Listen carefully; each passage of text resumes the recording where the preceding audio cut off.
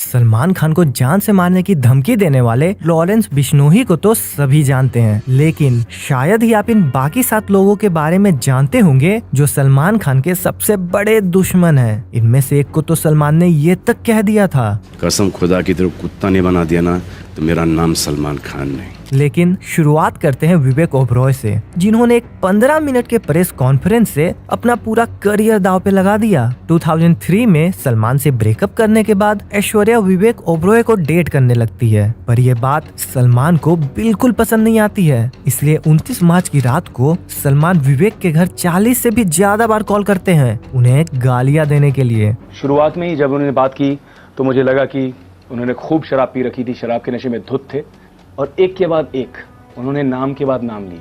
उन्होंने ऐश्वर्या का नाम लिया, उन्होंने दिया मिर्जा का नाम लिया, रानी मुखर्जी का नाम लिया, और उन्होंने कहा कि मेरे इन सब के साथ फिजिकल रिलेशंस हैं।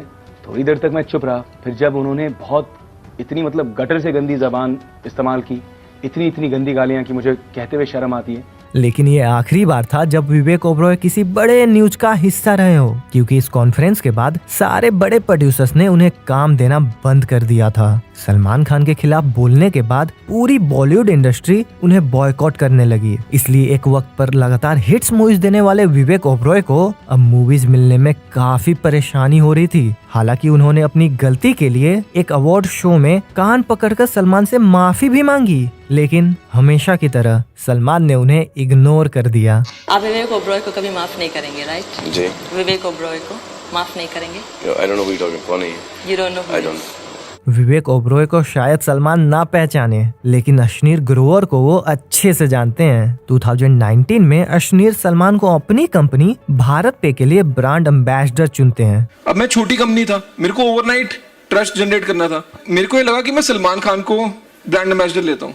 अब सलमान की टीम को अप्रोच करा, ठीक है, वो बोल रहे जी 7.5 करोड़ रुपए लगेंगे। मैंने सलमान खान को बोला कम कर दे भाई, तो वो 4.5 में मान गया, राइट।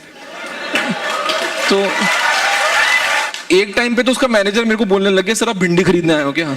लेकिन जो अमाउंट अश्नीर ने यहाँ सलमान की बताई है वो पूरी तरह से गलत है। असलियत में उनकी मुलाकात सलमान खान से कभी हुई ही नहीं थी। यहाँ तक कि सलमान के मैनेजर का ये बोलना कि सर आप भिंडी खरीदने आए हो क्या, ये भी अश्नीर की एक बनी बनाई झूठी कहानी है। इसलिए जब पिछले साल बिग बॉस में अश्नीर आते हैं तो सलमान उन्हें उनकी झूठी बातों के लिए कन्फ्रंट करते हैं। आपने कहा कि हमने तो इसको इतने में साइन कर लिया, उतने में साइन कर लिया, सब फिगर्स भी आपने गलत दे दिया, तो फिर ये दोगलापन क्या? नहीं सर, दोगलापन नहीं है। दोगलापन ही हुआ ना, क्योंकि ये कॉन्वर्सेशन मेरी और आपकी मुलाकात भी नहीं हुई। लेकिन चाहे सलमान ने अश्नीर को कितना भी बुरा बोला हो, उनकी बातें कभी भी उस लेवल को मैच नहीं कर पाएंगी जो उन्होंने जुबैर खान को बोली थी। जुबैर, आ रहा हूँ बेटा, मैं तेरे पास आ रहा हूँ। कसम खुदा की तरफ कुत्ता नहीं बना दिया ना तो मेरा नाम सलमान खान नहीं। भाईजान ऑनेस्टली बताऊं, तू मुझे भाई नहीं बुलाएगा, समझे? तू अम्मी का नाम खराब करोगे, मोहल्ले का नाम खराब करोगे, बस्ती का नाम खराब करोगे। कहाँ का है तू? बिग बॉस 11 के कंटेस्टेंट जुबैर खान जब शो में आए तो उन्होंने बाकी लोगों के साथ बड़ी बदतमीजी की। खासकर लड़कियों को गाली देना और उनपे चिल्लाना जुबैर के लिए एक आम बात थी। उनका ये बिहेवियर सलमान खान को बिल्कुल पसंद नहीं आया, इसलिए वो वीकेंड के वॉर पर आकर जुबैर पर बहुत गुस्सा करते हैं। साथ ही में जुबैर खान जो खुद को एक बड़ा गैंगस्टर बता रहा था, उसे एक नल्ला डॉन कह देते हैं। सलमान खान की ये बातें जुबैर को चुभ जाती हैं, इसलिए बिग बॉस से निकलने के बाद वो इंटरव्यूज में सलमान को धमकाने लगते हैं। मैं विवेक ओबरॉय नहीं हूँ, मैं अरिजीत सिंह नहीं हूँ, माफी नहीं, मैं उससे माफी मंगवाऊंगा। और सलमान खान, तेरे को तो मैं खुला चैलेंज दे रहा हूँ, तूने कैमरे के सामने पूरी दुनिया के सामने बोलना कसम खुदा की तेरे को कुत्ता बनाऊंगा।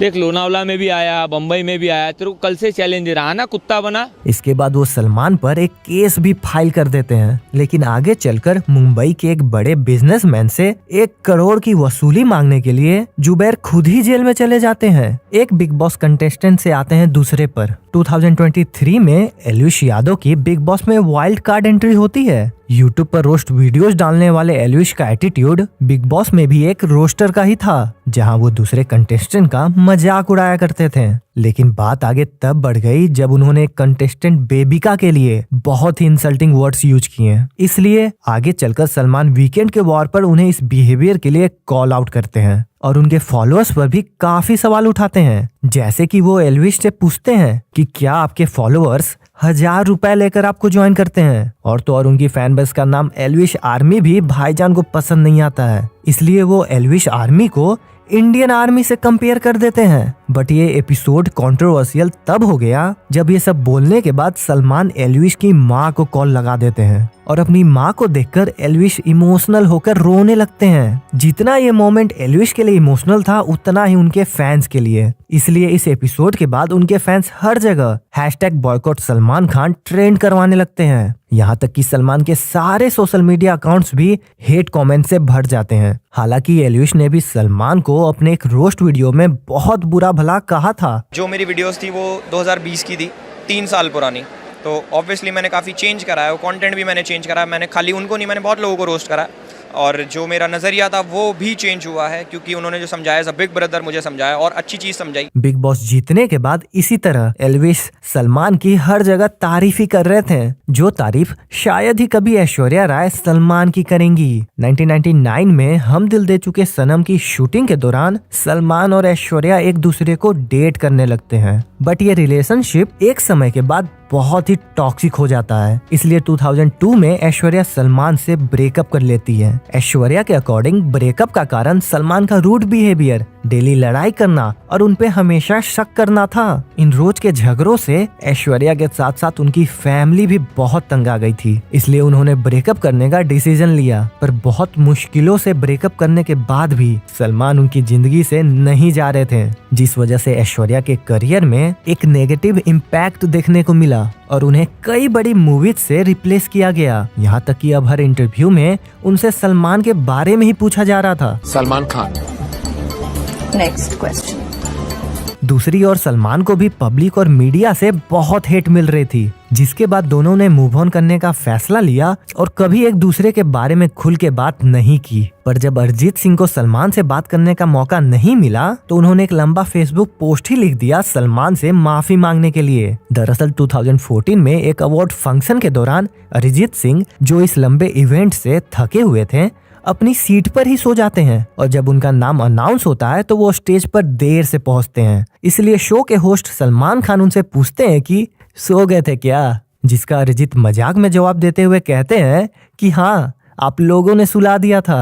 आपको सलमान तो इस वीडियो में हंसते हुए दिख रहे हैं, लेकिन असलियत में उन्होंने इस कमेंट को बहुत ही डिसरिस्पेक्टफुल समझा। इसलिए इस इंसिडेंट के बाद सलमान ने कई सालों तक अरिजीत के साथ काम नहीं किया। उनकी कई फिल्में जैसे सुल्तान, किक और बजरंगी भाईजान से अरिजीत का गाना रिप्लेस किया गया है। बट लंबे समय तक ऐसा होते देख आखिर में अरिजीत ने हार मानकर एक फेसबुक पोस्ट में सलमान से माफी मांगी और कहा कि उनका कभी भी सलमान को डिसरिस्पेक्ट करने का इरादा नहीं था। अरिजीत इस पोस्ट में सुल्तान मूवी में उनका गाना रिप्लेस ना करने की रिक्वेस्ट भी करते हैं। हालांकि इस माफी से ज्यादा कुछ होता नहीं है और जग घूमिया, जिसे अरिजीत ने गाया था, उसे राहत फतेह अली खान से रिप्लेस कर दिया जाता है। बट अरिजीत और सलमान की स्टोरी का एक हैप्पी एंड भी है। ऑलमोस्ट 9 साल के कॉन्फ्लिक्ट के बाद आखिर में ये मामला शांत हो जाता है और 2023 में अरिजीत सिंह को फाइनली सलमान खान के साथ काम करने का मौका मिलता है टाइगर 3 में, जो मौका शायद ही कभी अनुराग कश्यप को मिलेगा। 2023 में आई तेरे नाम के डायरेक्टर अनुराग कश्यप होने वाले थे, बट सलमान को उनका एक छोटा सा सजेशन पसंद नहीं आया, जिसके बाद अनुराग को इस मूवी से ही निकाल दिया गया। तेरे नाम में करने वाला था और मैंने उनको बाल उगाने को कहा, वो नाराज हो गए। मैं कहा सर बस बाल उगा लो, मतलब क्योंकि वो आगरा मथुरा में जो है ना, लोग क्लीन शेव नहीं करते चेस्ट। रात को प्रोड्यूसर ने बुलाया मुझे, बस सलमान खान को बाल उगाने को कहता करे, गिलास फेंक के मारा, बस वो दी एंड था कहानी का।